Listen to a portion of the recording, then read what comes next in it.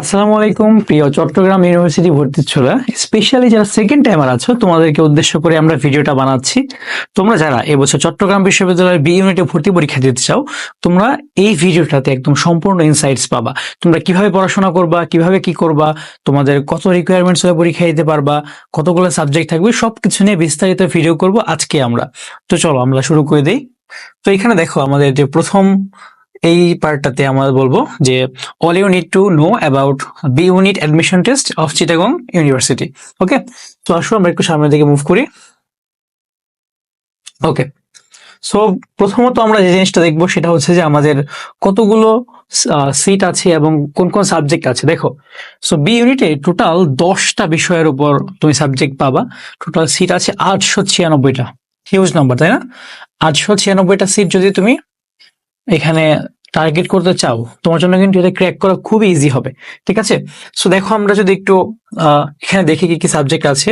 আমাদের সাবজেক্টের মধ্যে আছে, দেখো বাংলা আছে, বাংলা 110টা সিট, ইংরেজিতে 110টা সিট, ইতিহাসে 110টা সিট, ফিলোসফি বা দর্শন 120টা seat, Islamic history and culture বা ইসলামের ইতিহাস এবং সংস্কৃত 120টা সিট, বাংলাদেশ স্টাডিজ মানে বাংলাদেশ নিয়ে যে একটা পড়াশোনা করানো হয় সেটাতে 50টা সিট, সংস্কৃতে 17টা সিট। এখানে হিন্দু রিলিজিয়াস যারা আছে তাদের জন্য 65টা সিট বরাদ্দকৃত, আর যারা অন্যান্য আছে তাদের জন্য 5টা সিট বরাদ্দকৃত। দেন পার্সিয়ান ল্যাঙ্গুয়েজ অ্যান্ড লিটারেচার, এখানে 50টা সিট আছে। অ্যান্ড আইএমএল যেটা ইনস্টিটিউট অফ মডার্ন ল্যাঙ্গুয়েজেস, সেটাতে পড়ায় হচ্ছে তোর 41টা সিট। ঠিক আছে, আর আইইআর যেটা চমৎকার একটা subject, institute of education and research, ঠিক আছে, শিক্ষা ও গবেষণা ইনস্টিটিউট যেটা, সেখানে মোটামুটি 105টা সিট আছে। সো এখানে আবার এই 105টার মধ্যে হিউম্যানিটিস অ্যান্ড হোম ইকোনমিক্স বা সোশিওলজি যাদের আছে তাদের মনে করলে 40টা সিট, আর যারা বিজনেস স্টাডিজ গ্রুপের তাদের জন্য 40টা সিট, আর সায়েন্স থেকে 25টা সিট। সো মোটামুটি চট্টগ্রাম ইউনিভার্সিটি বি ইউনিটের তোমার কি কি সাবজেক্ট আছে কি আছে সেইটার একটা ডিটেলস ইনসাইট আমরা পেলাম। এরপর আসলে একটু সামনের দিকে যাই আমরা। সো এখানে requirements to sit for the exam, মানে তুমি পরীক্ষায় বসার জন্য তোমার আসলে কেমন মানে যোগ্যতা লাগবে বা কি কি থাকা লাগবে সেটা নিয়ে আসলে আমরা একটু কথা বলি।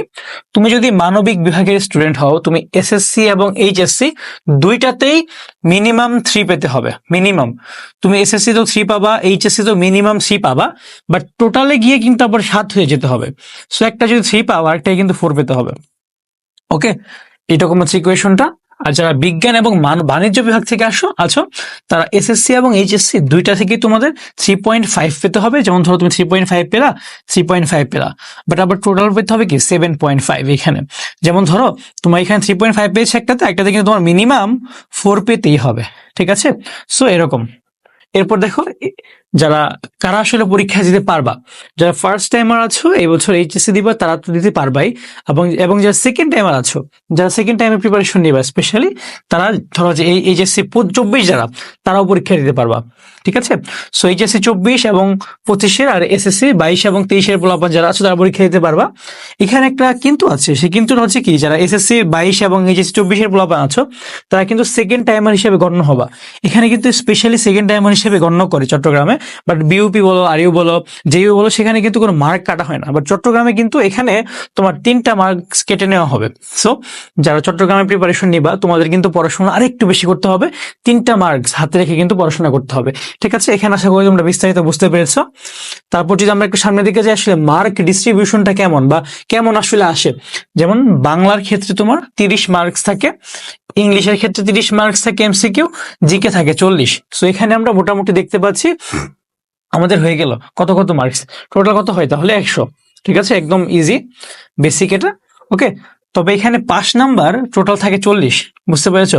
টোটাল পাস নাম্বার 40, কিন্তু এখানে সাবজেক্ট ওয়াইজ আলাদা পাস করতে হয় না। এটা একটা তোমার জন্য ভালো দিক। তুমি টোটাল 40 পেলে পাস করবা। পাস করা মানে কি তুমি সিট পাচ্ছ এমন কিছু না, তুমি পাস করলে তোমার পজিশনটা আসবে জাস্ট। ওকে, আর প্রতিটা ভুল উত্তরের জন্য মোট নাম্বার থেকে 0.25 নাম্বার কর্তন করা হবে, কিন্তু এটা কিন্তু মোট নাম্বার থেকে, কোনো সাবজেক্টিভ ওয়াইজ না। ঠিক আছে, যেমন ধরো তুমি বাংলায় ধরো যে পেয়েছ কত, 30-এর মধ্যে ধরো তুমি 20 পেয়েছ, ঠিক আছে? তো এখানে ভুল উত্তরের জন্য যে তোমার যে 0.25 কাটতেছে, এটা কিন্তু বাংলা থেকে কাটতেছে না। তুমি বাংলায় 20 পেয়েছো, 20ই থাকবে। ইংলিশে তুমি হচ্ছে 25 পেয়েছো, 25ই থাকবে। জিকেতে তুমি হচ্ছে ধরো 20 পেয়েছো, 20ই থাকতেছে। কিন্তু টোটাল করে তোমার ধরো এখানে কত হইতেছে, তোমার ধরো যে এখানে 65 হইলো, তোমার টোটাল তুমি এখানে ধরো যে ভুল উত্তর করছো 5 মার্কের, তোমার 65 থেকে 5 কেটে দিবে। ওকে, আমি মেবি একটা কথা ভুল বলেছিলাম যে তোমার সাবজেক্টিভ পাস করতে হয় না, এটা আসলে রং জিনিস। এটা ক্লিয়ার কি, তোমার ধরো যে তুমি এক একটা সাবজেক্টে একটা ক্রাইটেরিয়া আছে, ঠিক আছে? আমরা একটা সাবজেক্ট দেখে আসলাম না, এক একটা সাবজেক্ট পাওয়ার জন্য তোমার একটা জিপিএর ক্রাইটেরিয়া থাকে, বাট সেটা আসলে পরের ব্যাপার। তোমাকে পরীক্ষা দিতে হবে, তোমার আগে প্রিপারেশন নিতে হবে, এন্ড পরীক্ষা দিয়ে চান্স পাওয়ার পরে আমরা ওইসব ব্যাপারগুলো জানবো, ঠিক আছে? তারপর দেখো তোমাদের জন্য আসলে একটা এমন একটা ব্যাপার নিয়ে এসেছি এখন। আসলে এই জিনিসটা তোমার লাইফের একটা লাইফ চেঞ্জিং একটা মুহূর্ত হতে পারে, ঠিক আছে? স্পেশালি তোমরা যারা সেকেন্ড টাইমার আছো, তোমরা যারা এখন কোনো কিনারা পাচ্ছ না, কোথাও চান্স পাও না, এমন যাদের সাথে হয়েছে, আসলে এই সিচুয়েশনটা না বুঝি আমি। আমার লাইফেও কিন্তু এরকম সিচুয়েশন একবার এসেছিল। আমি একটা পরীক্ষাতে আসলে চান্স পাইনি। আমার লাইফে সত্যি বলতে কি, যে স্টার্টিং এ ধরো যে অ্যাডমিশন টাইমটা, এরকম টাইমে কিন্তু আমার লাইফে টানা 4-5টা ব্যর্থতা ছিল।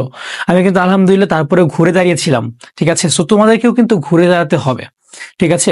মানে ব্যর্থতা তো আসবে লাইফে, ব্যর্থতা আসা মানে কি থেমে যাওয়া না কিন্তু।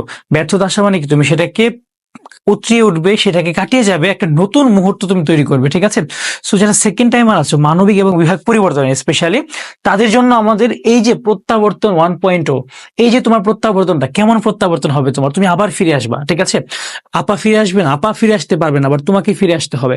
তুমি ইনশাল্লাহ ফিরে আসবা, তুমি ইনশাল্লাহ একটা ভালো প্রস্তুতি নিবা, ঠিক আছে? আমরা যে তোমাকে টিচার প্যানেল প্রোভাইড করছে, এর চাইতে ভালো, মানে এই সেকেন্ড টাইমার ব্যাচের জন্য ডেডিকেটেড টিচার প্যানেল তুমি বাংলাদেশের আর কোথাও পাবা না, ঠিক আছে? আমাদের বিস্তারিত সবকিছু পাবা।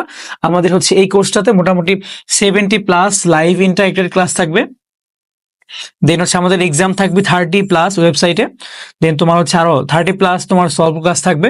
মানে টোটাল তোমার যা যা লাগবে, আমরা লেকচার শিট প্রোভাইড করবো, আমরা তোমাকে 24 ঘন্টা মেন্টাল সাপোর্ট দিব, তোমার প্রবলেম সলভিং, ডাউট সলভিং থাকবে গ্রুপে, ঠিক আছে? মানে বিস্তারিত সবই পাবা তুমি আমাদের অন্বেষণ এডু ইউটিউব চ্যানেলে, তুমি যদি যাও সেখানেও পাবে। আমাদের অন্বেষণ যে আমাদের চ্যানেল ফেসবুক পেজটা আছে সেখানে পাবা। আমাদের HSC and DU B unit admission preparation যে গ্রুপটা আছে সেখানেও তুমি সব পাবা। ইনশাল্লাহ এই বছর তুমি ঘুরে দাঁড়াবা, তুমি ইনশাল্লাহ আবার কাটিয়ে উঠবা সব তোমার ব্যর্থতা। এটাই হোক আমাদের প্রত্যাশা, অন্বেষণের সাথেই হোক তোমার প্রত্যাবর্তনটা, ঠিক আছে? ধন্যবাদ সবাইকে, আসসালামু আলাইকুম।